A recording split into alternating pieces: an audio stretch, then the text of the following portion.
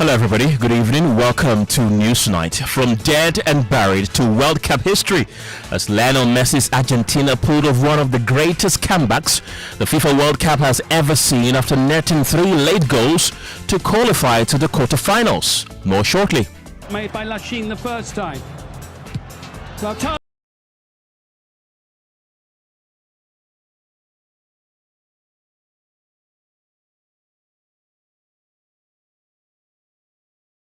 Also tonight, diplomatic tensions between Ghana and South Africa appear to have reached a new high as Ghana indefinitely postpones a high-level bi-national commission meeting, citing state exigencies, even as South Africa insists it had already requested the meeting be rescheduled.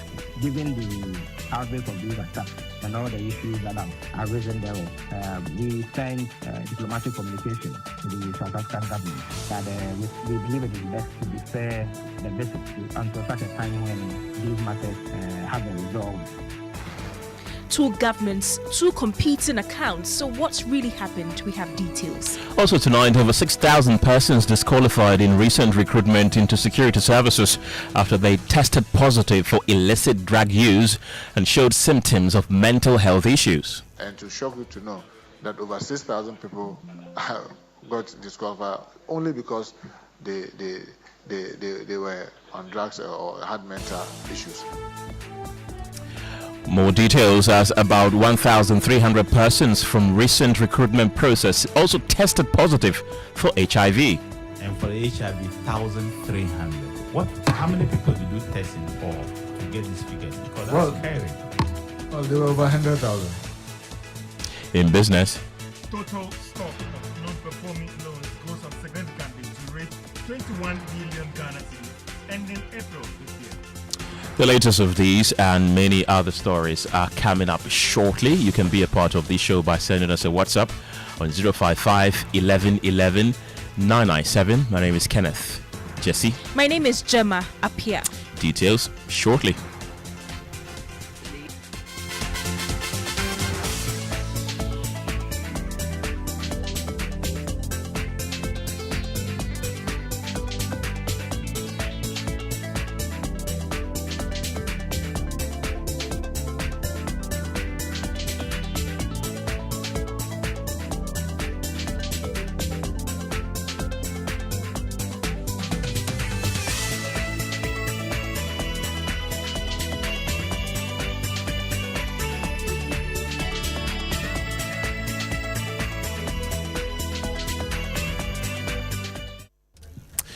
Welcome to the program. From dead and buried to World Cup history, as Argentina's Lionel Messi pulled off one of the greatest comebacks the FIFA World Cup has ever seen after netting 3 goals to qualify to the quarterfinals. And Razak Musbah was behind the console giving us play-by-play analysis of the match that just went by. And Razak is still with me in the studio. Razak, time and again we've seen African teams falter when they are needed the most. What's your sincere analysis of this game? Well, I think it was a special game by all standard from both sides. Egypt taking the lead there early in the first half, and it was Yasser Ibrahim who took the lead. Brilliant cross there into the box and managed the lead, and Egypt actually stayed in the game. The interesting fallout from the first half was the fact that Lionel Messi got an opportunity to equalize for Argentina, and he missed it. It was actually saved by the goalkeeper there, Schubert. And in the second half, Egypt managed to get another goal, and there was a bit of a VAR intervention there, which saw the goal being chalked off. But then Egypt increased the lead. Zico found in the back of the net. So as at the 78th minute, Egypt were leading by 2-0, and for some strange happenings of some sort, Cristiano Romero pulled one back for Argentina. Lionel Messi rose to the occasion, equalized for his side, and deep in other time, Enzo Fernandez managed to head home the winner for them. And you're just talking about African side. South Africa lost to Canada in under time of 90 minutes, and Ivory Coast, same, after the 86th minute they conceded, ended up losing their round of 32 games. Senegal also were leading by 2-0 against Belgium. As at the 85th minute, Senegal were leading by 2-0, but again Belgium managed to win that game 3-2. And Cape Verde, even themselves, when they played Argentina in the round of 32, they suffered similar fate. They were in the game hoping to take it to penalties, but Argentina managed to win it right at the end. So the African teams have struggled to stay in the game, to keep their lead, to keep the advantage they've got with few minutes to the end of the game. Not too sure why that is happening. Some attribute to fatigue, some attribute to experience, but I'm not too sure what can explain for that. Maybe fatigue will explain for it, or maybe the approach. And whenever they find themselves in that position, they decide to be a bit more defensive in the approach and not continue the very strategy that they kept throughout the game. And unfortunately, they lost, just like happened to Egypt today. So it's a very disappointing outcome for Egypt, but there are quite some controversy surrounding the game also because of that goal that was scored by Fernandez. Very interesting. But let's briefly look at Argentina. They are touted as one of the favorites to win the tournament. But in the last two games, they've played African opposition. They've recorded the same scoreline, 3-2 against Cape Verde, 3-2 against Egypt. But they had to sweat for it. What do you make of their performance in the tournament so far? I think it's just, it speaks to the quality that we see at the World Cup. You cannot underestimate any team at all. Cape Verde came into this competition playing it for the very first time against the reigning champions, the round of 32. There are those who predicted that it was going to be, a dominant performance by Argentina, but it had to go into extra time. Argentina had to win in an extra time. And for Argentina, it only shows that, look, they know how to win games, whether it will be them having to go to penalties or them having to go into extra time. They know how to win it, and that's what they've shown. No wonder they are the reigning champions. Sometimes you get it a bit easy, other times you have to fight for it, and I think that's what they've had to do. So at the end of the day, no one cares how you won it. All that's important is that you won the game and you've advanced to the next stage of the competition. Oh my God. Thank you very much, Musbao. I mean, Gemma was screaming on top of her voice when Egypt went up 2-0. My goodness. Look at you now. I was really rooting for Egypt because I wanted an African team to advance to the Are you sure that's why you were rooting for Egypt? To be very honest. But you see that third goal, Musbao, we saw the coach for Egypt actually contest that particular goal, was pushing the referee to look or to check with VAR. What really happened there? So in the lead up to the goal, the third goal that Argentina scored, Mohamed Salah actually had the ball in the box of the Argentines, and we had not gotten a clearer picture of what happened. He fell. It looks like he was stripped, but we could not get a clearer picture. So they ended up scoring. Then we saw the replay, and it appears that Lisandro Martinez, who actually won the ball off Mohamed Salah, initially did not make contact with the ball, actually tripped Mohamed Salah, and Salah lost the ball, and eventually Lisandro Martinez picked it up, located Lautaro Martinez, who crossed it into the box. So there was a certain call by the technical bench of the Egyptians for VAR to look at it, because we've seen VAR actually intervening when Egypt scored their second goal, which was later overturned, if you want to call it, because there was a foul on Lisandro Martinez in the build-up to the goal, brilliant goal that they scored. And so the referee went to check VAR, and then the goal was cancelled. And the Egyptians were hoping that this time round, VAR will actually give the referee an opportunity to look at that incident again and make a decision as to whether to keep the goal or to cancel it. But VAR did not intervene at all, and that's why they were frustrated. I think about 3 Egyptian players received a yellow card for protesting.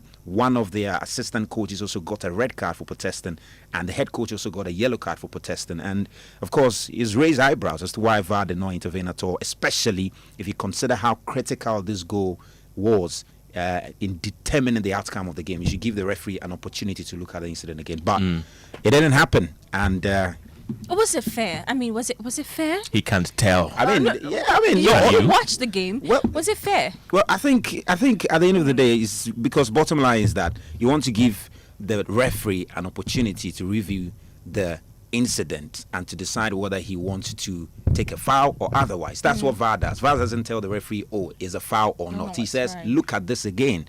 Video assistant review, all right? Okay. Look at it again and take a decision. But the referee didn't have that opportunity. And ordinarily, you think that the referee should be given that opportunity because of how critical and crucial this goal is in determining the outcome. But it didn't happen. And it's not the first time it hasn't happened in this competition. Ghana got a penalty against England VAR didn't intervene. The referee never got the chance to review it. And it just adds to the controversies that surround VAR and when it comes into play whenever some of these games happen. But at the end of the day, nothing is going to happen. I don't think Egypt have got a Donald Trump to make a call for that. Razak Musbao, thank you very much. Absolute thriller, this one. Here comes Mo Salah. They're desperately hoping.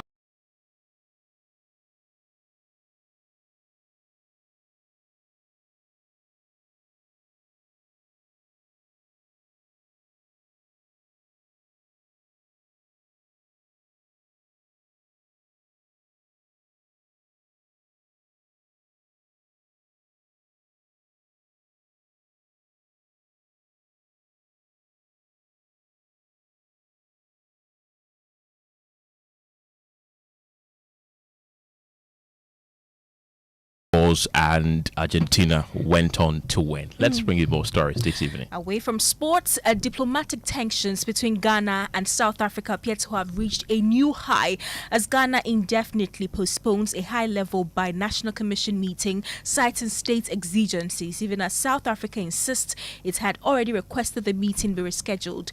The meeting, expected to bring Presidents John Mahama and Cyril Ramaphosa together in Accra next month, has now become the latest casualty of a rapidly deteriorating diplomatic climate following weeks of xenophobic attacks against Ghanaians and other African migrants in South Africa. The unrest has already forced the evacuation of about 1,000 Ghanaians, with hundreds more reportedly awaiting repatriation. Tensions deepened further after reports that a Ghanaian national was killed during demonstrations on June 30th, a claim the South African government continues to deny. So what really happened behind the scenes, and who first sought to postpone the meeting?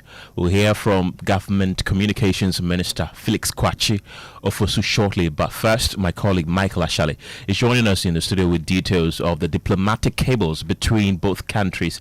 Michael, let's begin with what the official diplomatic communications say. What did Ghana say? So first of all, we'll take you through the Ghana's diplomatic cable, right? And it says that Ghana's diplomatic cable transmitted particularly, on the 6th of July 2026 reads that, quote, the Ministry of Foreign Affairs of the Republic of Ghana presents its compliments to the High Commission of the Republic of South Africa in Accra and has the honor to inform that due to state exigencies, it has been deemed appropriate to postpone the forthcoming session of the Ghana-South Africa Bi-National Commission, which was originally scheduled to take place in Accra, Ghana from 4th to 7th August 2026. The ministry wishes to inform the esteemed High Commission that the session will be rescheduled to a mutually convenient date in due course. Kenneth, notably, Ghana's commission gives a reason for the postponement, citing what it describes as quote-unquote state exigencies. Now to the South Africa's diplomatic cable, also dated same date, 6th July 2026. It reads, the Department of International Relations and Cooperation of the Republic of South Africa presents its compliments to the High Commission of the Republic of Ghana and has the honor to refer to a note verbal dated 23rd April 2026 confirming the 4th to 7th August 2026 as date for the third session of the South Africa-Ghana Bi-National Commission to be held in Accra, Ghana. South Africa requests for the postponement of the BNC to a date to be mutually agreed through diplomatic channels. Now, unlike Ghana's note, South Africa's communication does not state a reason for requesting the postponement. Kenneth? So it's also highly improbable that both countries transmitted the cables that same time. So what have we been checking with our sources of the presidency? So the timing, I agree with you, however, raises questions. Both diplomatic notes are dated 6th July 2026 and both communicate a request to postpone the very same bilateral meeting. Diplomatically, it will be highly unusual for both governments to independently decide on the same day to request a postponement of the same engagement. Inevitably, one communication would have preceded the other. So which country initiated the postponement, and was the second diplomatic note responding to the first? So these are questions neither government has publicly addressed. The exchange also comes against the backdrop of growing diplomatic strain between Ghana and South Africa following the death of a Ghanaian national in South Africa and renewed concerns over xenophobic attacks against foreign nationals, issues that have dominated recent diplomatic engagement between the two countries. Our sources at Ghana's presidency tell us Ghana's diplomatic note was dispatched first, and that South Africa's subsequent communication was intended to avoid the perception that the postponement had been initiated solely by Ghana. We have not independently, though, verified that account, and South African authorities have not publicly commented on the sequence of the diplomatic exchanges. We have, however, sent emails to the spokespersons for the president, and we are yet to currently get a response from them. A minute ago, I actually checked my email before coming on air. We can now listen to the Minister of Government Communications, Felix Kwakye Ofosu, who has been providing some clarity on the issue. Let me indicate that this is a visit that had been planned well in advance of the outbreak of the recent xenophobic attacks. Indeed, it was slated to take place in early August. But given the outbreak of these attacks and all the issues that have arisen thereof, we sent diplomatic communication to the South African government that we believe it is best to defer the visit until such a time when these matters have been resolved and there's a relative calm, because we value the relationship we have with South Africa. The relationship stems from shared values, and it cuts across several sectors, from economic, political to social relations. And therefore, any such visit should focus on these important matters that have a direct benefit for the peoples of both countries. And given the nature of the recent attacks, there's a likelihood for it to overshadow the very important things that would have to be discussed during such a visit. So we believe that when matters stall and the coast is clear and this xenophobic attack does not loom large over such discussions, it will then be appropriate to have such a visit take place. Let me indicate that some of the headlines that have come out have been a bit sensational. They do not exactly reflect the tone of the communication. So it is important that we put it on record. So, Felix, if I understand you clearly, are you saying that this visit was actually planned before the reports of attacks on Ghanaians and other African migrants in South Africa? Yes, it was. All right. So how would you describe Ghana's current diplomatic relations with South Africa? Our relations remain cordial. As you've seen, we in Ghana have not done anything to mar the relationship. We have only had to take steps to protect our citizens from attack. And so we know that we made arrangements to bring a number of them back home. And arrangements are currently ongoing. We don't think that our relations have been damaged. Of course, we have indicated our displeasure about what is happening in South Africa.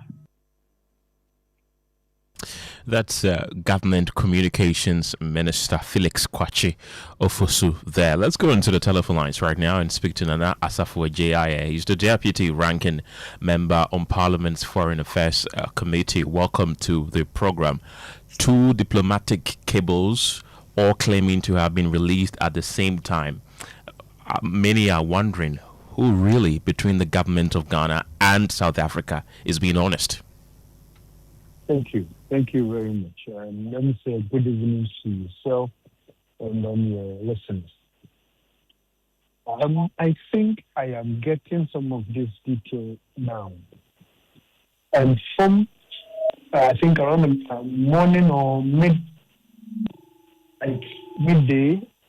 the impression I got was that the president of South Africa, Cyril Ramaphosa, had written to the country Ghana, President John Dramani Mahama, for a state visit or a working visit. Came out. And the cables you are reading now are far apart.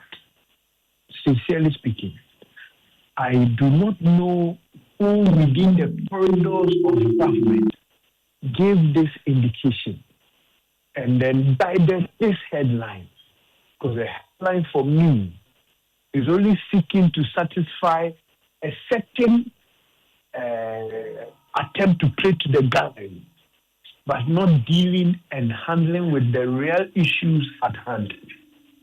When you read or when you listen to your colleague who read the tables, it tells you clearly that we have a pre-arranged or agreed program between the two countries, which happens at least every year or twice every year. And because we feel that the tensions around this whole xenophobic attack, particularly the death of a Ghanaian, is high, we must, allow tempers to go down before some of these things happen. To speak now, I cannot independently verify whether or not it was South Africa that initiated that move or it was Ghana that initiated that move. But for me, largely to speak, I do not know what intention or purpose we seek to achieve by heightening such a headline or promoting such a headline. I'm speaking at the back of my point that I've raised several. Before I go there, let me place on record that I am one of the few people who have had a loud voice on this xenophobic attack. I have criticized South Africa. I have registered my displeasure. The New Patriotic Party, the minority in Parliament, have registered our displeasure. We have given the government some 5-pointers advice. I have come out to say and comment where the government had heeded to some of the advice we have given and all that. But I think that we must manage this whole social media very well, which is important. Some of these headlines, some of these things are not helping the engagement. If you could recall, you would remember there was a huge social media banter between our Foreign Affairs Minister, Honorable Samuel Okudzeto Ablakwa, and the Foreign Affairs Minister of South Africa, Honorable Emola, where they use words to describe each other, which I think that if I'm marking them on a diplomatic score, I'll mark them down, because that is not how they must engage diplomatically. But I do not want to blame anybody, but I only want to say that that is not a proper avenue. I agree that it is not a proper timing for such engagement to happen. Okay. But what is the purpose of these heightened social media excitement or something that we want to do for the public to see that, Ghana, we're also fighting it, we're also showing our muscles and all that? Clearly, the tables you read is not saying so. And I do not know who is behind a certain social media aggravation of the whole issue. Do you think that these back and forth between the two governments could sever ties between the two nations? So I think that it will not, in the eyes of the public, serve both of us well. Like Felix said, we value the relationship between Ghana and South Africa. And I also want to place on record that even though I support the government evacuation of about 600 or a little more, about 600 Ghanaians back to Ghana, I want to also place on record that we have over 50,000 Ghanaians still in South Africa, which for me, the interest of the countries is for us to protect or to ensure the safety and the security of our citizens South Africa, not those who are on social media, not those who are in Ghana, but those who are in South Africa. They must be our priority. So every engagement will help for us to protect them, ensure their safety, ensure their security, is what the country must be aiming for. Not creating a certain social media impression which might not necessarily reflect on the ground, particularly with our You clearly have some concerns about the way Ghana government is going about these diplomatic issues. But is there anything left of our relationship with South Africa, especially when a Ghanaian national has died and we still do not know who is saying what about the incident? South Africa has its own version. Ghana has its own version. Is there anything left to say regarding our relationship with South Africa?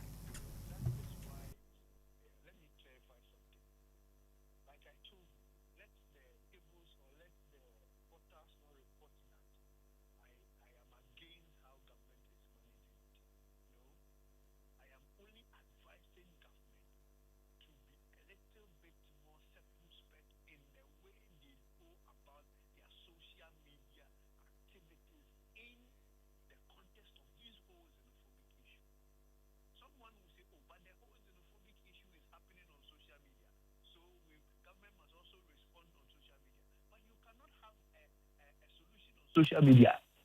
You can't have a solution on social media.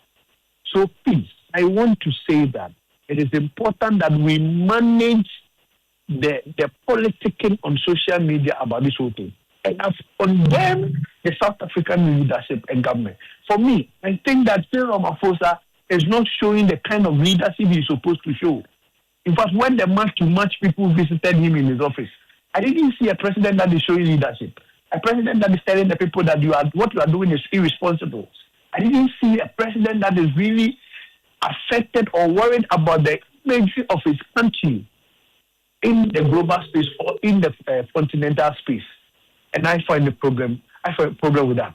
I mean, how they have responded to the death of the Ghanaian young man, I have a problem with it. But my major issues here is how we go about it on social media, one, and two, how both parties are managing information. It is very, very important. And when you even look at the issue of our foreign minister and their foreign minister, you get worried when you are very much concerned about how we manage this relationship and protect our colleagues or counterparts still living in South Africa. It is important. Now, if the imagery they have created on social media between Rimola and Okudzeto is something to go by, how do you get clarity? How do you get clarity on the death of the Ghanaian? Because it appears as though the two of them are not even seeing eye to eye.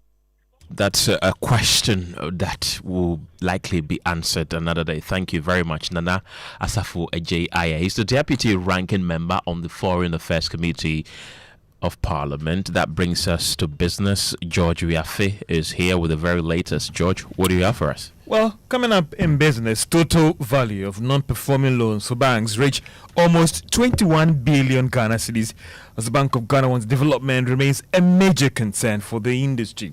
And insurance companies urge businesses to fast-track processing of claim requests to aid payments of flood-affected businesses on time. The business news on Newsnight is brought to you by MTN Business. Welcome to the new world of business. Kingdom Books and Stationery, your number one-stop shop for all your office essentials. Ufie betimi adani baby a upebia. Betimi adani stadium. Long shot. Hey, what a strike! Ana fa kwa yebu TV and computer game no. Aha! Yenko. Atoda, ebetimi adani classroom. Madam, me pacho menti ase. Yo, yes am fa so bio. Ne wo he na wonti ase no. Nini na. Ebetimi adani office. Aha, orders no ahina ye ready. Okay, mundi kan fanko East Legon. Ebetimi po, eso ye fa ko a, ye hwehwemu wo. Daddy, e dia na big bang theory. Chain, mami bisa chat GPT. Ubetimi ama ufie adani baby a opese eyibia efise emfa ho ni ne opese oye wo ufie MTN fiber betimi aboa wo amwoye nya 500 Mbps unlimited internet a ne bo no form a free 299 Ghana cedis echo for MTN fiber bra ufie ana wadwuma mu ene ko my MTN app no so ana sebo *5057 hash but check fiber availability no so ana say number e wo gen no na receive fiber broadband ewo baby a otino a na tobi ene ya MTN. Who dey brass? We dey brass them. Who dey brass? We dey brass them. Who dey brush. We dey brush your teeth. Brush your teeth every day and night. After eating before bed, brush the germs away. The sugar germs, go brush them. Fufu germs, go brush them. Rice germs, go brush them. We go. When it comes to your teeth, fund the World Cup. Brush them twice daily with Pepsodent, now in limited edition packs. This advert is FDA approved. This football season, Star Oil and Point Africa, they give you double. Every Monday and Tuesday, fuel up at Star Oil and get 2 times your bonus points. That's right, double points when you buy quality and affordable fuel from Star Oil. Now, fuel the game for Point Ibeti. From 1st June to 19th July, collect and redeem points in the Point Africa app for amazing rewards, including fuel vouchers, flat screen TVs, PlayStation, Bluetooth speakers, blenders, and food deals. First come, first serve. Charlie, don't just pay. Get point, use point. Download the Point Africa app today. Star Oil, still quality and affordable fuel for all. Terms and conditions apply.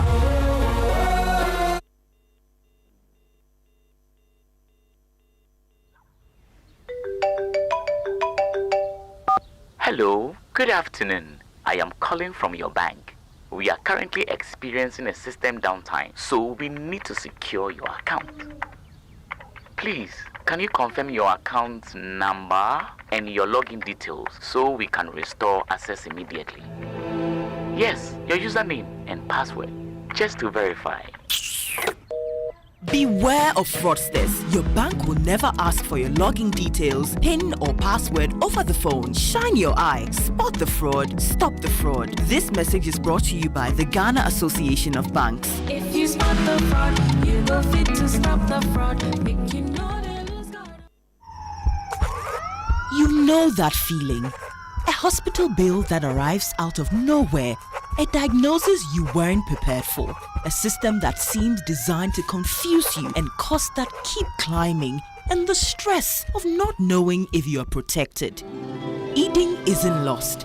Eating Care was created to give it back to you. Eating Care is health insurance made for everyday family life. With Eating Care, getting health care is easy and you are backed by a trusted insurance partner with years of experience. No confusing terms, just complete protection for your entire family. Step back into peace. Step into experience you can rely on. Reach out right now at 059-692-1844 and choose Eating Care today. Eating Care is brought to you by Acacia Health Insurance, a member of the Enterprise Group.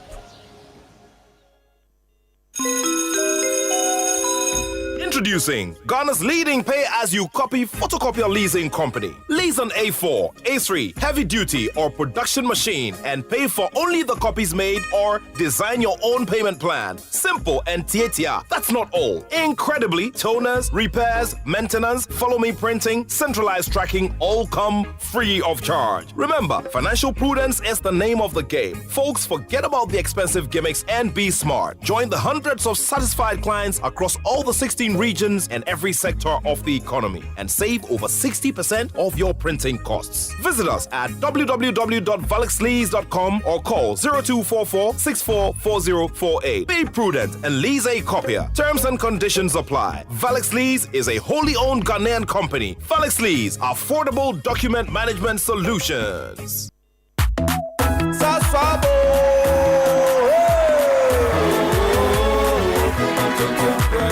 Sasso, sasso, si come tonton preko. Sasso, sasso, si come tonton preko. Edwana twa menye buseshe. Ye hakesia ne malaria. Minya me phone me sasso spray. Every mosquito start run away. Tonton preko. Sasso, sasso, mi se come tonton preko. Come tonton preko. Sasso, come tonton preko. Nani shamne die edemo stronko. This advert is FDA approved.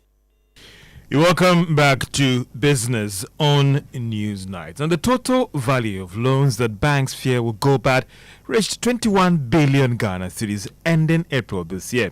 This was captured in the latest market data report released by the Bank of Ghana. We have details in this report. This is the total value of loans that banks in the country have given out, but whose beneficiaries have failed to repay, raising concerns that the loans may not be recovered. Data from the Bank of Ghana, however, shows that the nearly 21 billion Ghana cedis stock of non-performing loans at the end of April this year represents a marginal decline compared with the almost 22 billion Ghana cedis recorded in 2025. The high level of non-performing loans has largely been linked to the inability of many private sector businesses to service their loan obligations on time. The central bank has rolled out new measures for the management of non-performing loans, which it believes will go a long way in addressing the problem. Despite the current stock of non-performing loans, the Bank of Ghana remains optimistic that the situation will not threaten the stability of the banking sector. There are, however, concerns that the high level of bad loans could affect banks' willingness and ability to extend new credit to businesses. And that is the business desk report. Let's still stay on the sector because total profits posted by all banks in the country also hit 4.6 billion Ghana cedis as at the end of April this year. This actually represents more than 7% growth over the 4.3 billion Ghana cedis recorded in the same period of 2025. Now, banking professionals are being urged to upgrade their skills as the financial services industry undergoes rapid transformation because of technology and the changing customer experience. Assistant Manager at Deloitte Assurance, Erica Dufa, said that the 2026 Banking Bootcamp has been designed to prepare banking professionals to manage the expected challenges ahead. Deloitte's Banking Bootcamp, it's actually one of the flagship programs that we organize for financial institutions, mainly banks. So what we tend to achieve in the future is that as we begin to connect, bring on ideas, how can we transform the industry? How can we collaborate together to bring out innovative ideas so that at the end of it, we'll be able to serve the customers better. At the end of it, we'll be able to meet the evolving regulatory expectations. We'll also be able to, meet all the technological trends that are coming up, the AI and everything. We'll be able to serve the customers better. And then the banking industry can make a change. Eric Jaffa is an assistant manager at financial services firm Deloitte. Now, insurance companies have given the firm assurance that they would move quickly to honor all claims from businesses hit by the recent floods. Now, this follows accusations that most of these insurance companies often delay payment under the guise of carrying out investigations. Let's hear from Kenneth. He's the managing director of Bedrock Insurance. Because immediately you report formally to the insurance company or whatever means that you use, they will quickly give you a claim form to be able to complete. And then, of course, you attach all the required documents because you need to prove. Because you see, when such things happen, some people may want to take advantage of the situation. So the insurance companies want to be sure that they are paying to the right people and paying the right value. The documentations are there. So the burden of proof that is on the insured to prove that the event happened and that the loss and then the value at loss. So you need to be able to have photographs, pictures, videos of the event, and not to even throw the things away. Let the insurance companies come and assess quickly. You see, the problem is that sometimes the insurance companies are left in the dark, and by the time they come in, it's very difficult to determine whether the person was even affected by the flood. And so that's why I'm urging everybody that let's inform the insurance companies as quickly as possible. Let them come in. When they give you a claim form, within 5 days, they are supposed to determine liability, and then they will issue the discharge voucher indicating the amount that they want to pay. Once you agree, within 5 days, they pay you. And Frimpong is the managing director of Bedrock Insurance. And that's all for business on Newsnight. Thank you very much, George. You're still listening to Newsnight on Joy 99.7 FM and on numerous affiliates across the country. The Interior Minister, Mohammed Muntaka Mubarak, says over 6,000 persons were disqualified in the recent recruitment into the security services after they tested positive for illicit drug use or showed symptoms of mental health issues. There has been public concern over the increasing infiltration of drug networks within tertiary and second cycle institutions, with Narcotics Control Commission warning that substance abuse is becoming a growing threat on university campuses across the country. Answering queries before the Government Assurances Committee of Parliament, the minister said barring people who use drugs from entering the public service is part of measures to dissuade the youth from illicit drug use. Was trying to get one for the state, where the state will have its own rehabilitation center. Additionally, one of the things that we tried to do to help students, to scare students, was to say that, look, now we are developing a policy to cabinets, and if we get cabinet approval, what it means is that you can no longer join any public service unless you do mental and drug tests. And if the drug test proves positive, then you are out. And we started that with the current recruitment exercise that we are doing. And to shock you to know that over 6,000 people got disqualified only because they were on drugs or had mental issues. So we are starting, and then we believe that when students realize that this could be a huge impediment to me getting into employment and going into the public service, it will help people to scare people to stay away. So yes, it's a combination of factors. We are not only using enforcement. In the case of the students, we are using more. Set up drug club, drug awareness club in schools, and we support them a lot with our drug education unit from the Narcotics Control Commission. So. He also added that about 1,300 persons from recent recruitment process tested positive for HIV, which resulted in their disqualification. So you need to know, it's of interest for every person that got disqualified to be interested in knowing what was the cause, so that at least you'll be able to, those that you can treat, hepatitis B, if you have cardiac issues, maybe you've had some major surgery, drug, mental, and all that. A lot of it, some of them, I believe, you would help you be able to get out of it, especially those who had mental issues. People may not even know that they are having mental issues, but these are things that are easily treatable. So we encourage everybody to try and reach out. Don't just say because you've been discovered, you are no longer interested. Be interested, because it may be something minor, it may be something major, whichever it is. If you get to know, it will be of great interest to them. But the reason why we didn't send the results directly was that we don't want the shock. Even based on the WHO guideline, there are certain ailments, you just don't throw it on the person's face that, oh, you have hepatitis B, you have. Let's go to the phone line and speak to Peter Yaro. He's the Executive Director for Basic Needs Ghana. It's a mental health and development advocacy NGO. Welcome to News 9.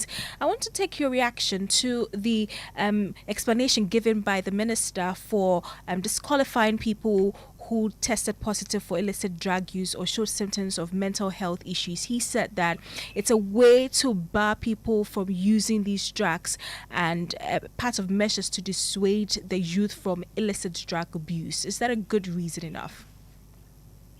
Yeah, thank you for having me. And I also greet all those who are listening to us and to say thanks to the Minister for his submission. I think every institution recruits people have that line, and I think the Minister simply outlined what minimum requirements are for someone to join, and that is no. However, someone that has conditions, if all other considerations are taken and it is possible to help the person go through the training, it should be afforded the person. That notwithstanding, knowing that people who have mental health issues are vulnerable in many ways. And the kind of institution they are going in. Peter, you would have to reposition yourself so that we can hear you clearly. Yeah, is it better?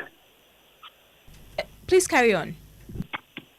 All right, let me know. So I was just making the point that as much as it's possible, everybody should be accorded the opportunity to go into the profession that the person desires, including the services.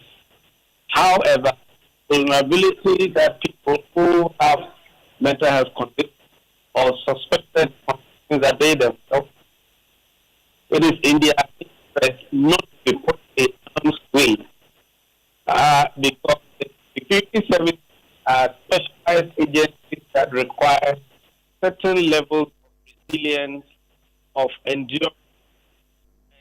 Unfortunately, we have to end that interview. Peter, we are struggling to hear you. He's Executive Director for Basic Needs Ghana, a mental health and development advocacy NGO.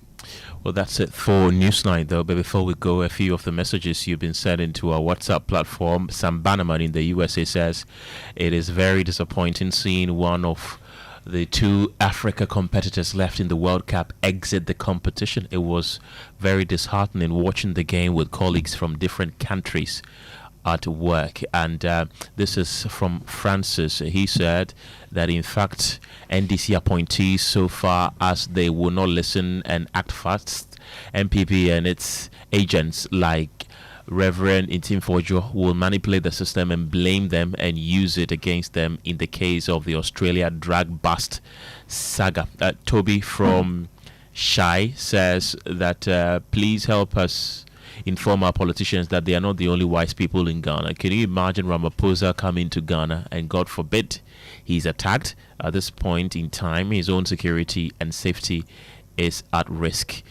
Isa Tanimu from Boko says that CAF must speak out against biased refereeing and the deliberate refusal by referees to use the VAR during the ongoing World Cup matches, particularly when African teams call for its use. And Nana Ekuyamwa Boatin from Ablekuma Central says, for today, I respectfully disagree with Nana Asafo Mission. I think this government did well by registering its displeasure on how South African government is handling the xenophobic attacks on African communities in South Africa. That's it for Newsnight, though. But before we go, it's time for Gig Squad. Appiah is here. Appiah, what are we doing this evening? We know that most of us are usually on the internet doing one thing or the other. We want to talk about how people can get started with fiber broadband because it's the way to go now. You pay less for it. I mean, we are going to be sharing quite a number of tips, so we want our listeners to just stay tuned and be ready for us. Should be interesting. My name is Kenneth.